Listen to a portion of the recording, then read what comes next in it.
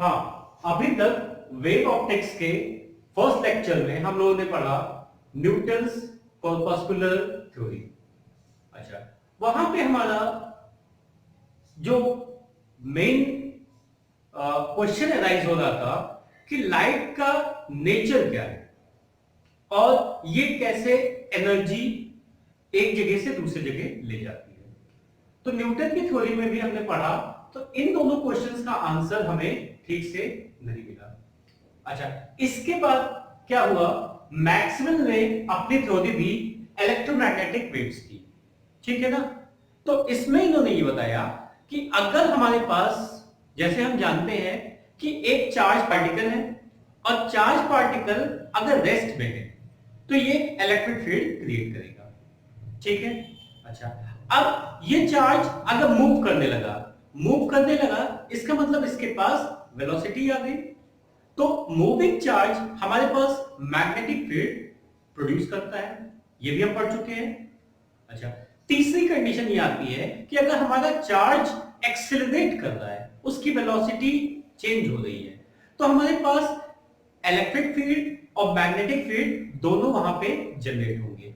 एक electric field generate होगा, उसके वेरिएशन से मैग्नेटिक फील्ड डेवलप होगी और मैग्नेटिक फील्ड के वेरिएशन से अगेन हमारे पास इलेक्ट्रिक फील्ड जनरेट होगी और ये प्रोसेस इसी तरह आगे कंटिन्यू होता रहेगा।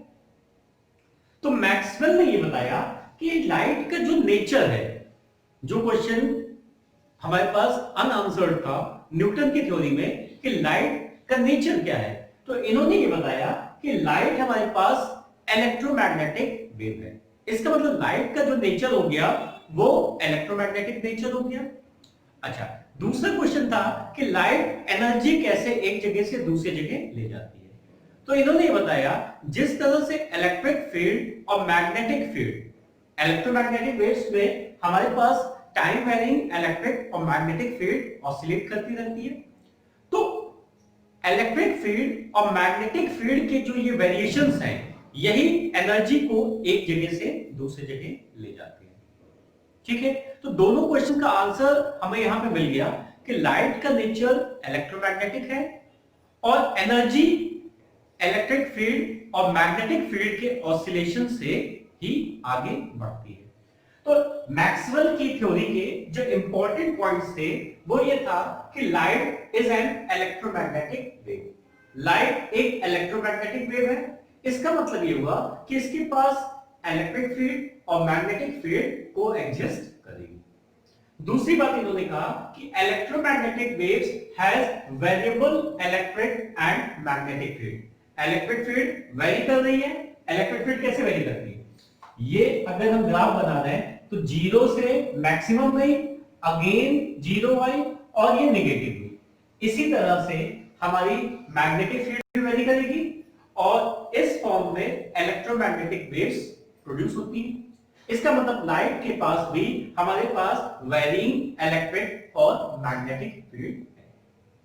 अच्छा, इसके बाद इन्होंने ये बताया, जो न्यूटन ने भी बताया था, कि जो कॉर्पस्कल्स होते हैं वो स्पीड ऑफ लाइट से मूव करते हैं। वही इन्होंने भी एक्सपेरिमेंट किया और इनका ऑब्जर्वेशन भी उसी से मैच कर गया।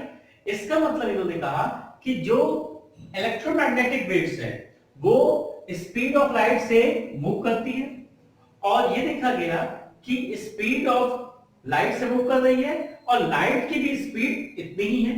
तो इससे इन्होंने ये कंक्लूजन निकाला कि लाइट हमारी एक इलेक्ट्रोमैग्नेटिक वेव है, ठीक है। इलेक्ट्रोमैग्नेटिक वेव्स की प्रॉपर्टी हम पढ़ चुके हैं कि they travel with speed of light, और यहां पे लाइट की स्पीड ऑफ लाइट से मैच कर रही है, तो हमारा कंक्लूजन ये आ गया कि वो एक इलेक्ट्रोमैग्नेटिक वेव है। अच्छा, अब क्या होता है, लाइट एक इलेक्ट्रोमैग्नेटिक वेव हो गया, इसमें इलेक्ट्रिक फील्ड का जो वेरिएशन है वो वेरिएशन जब रेटिना पे हिट करता है तो वहां पे एक पोटेंशियल डिफरेंस क्रिएट करता है।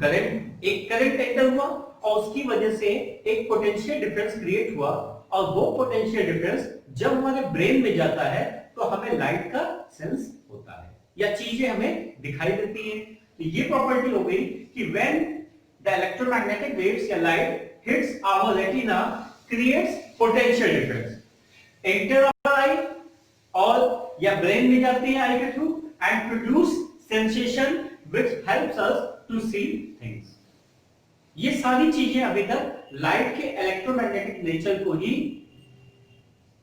फॉलो कर रही है, उसी के सपोर्ट में ये सारे पॉइंट्स आ रहे हैं।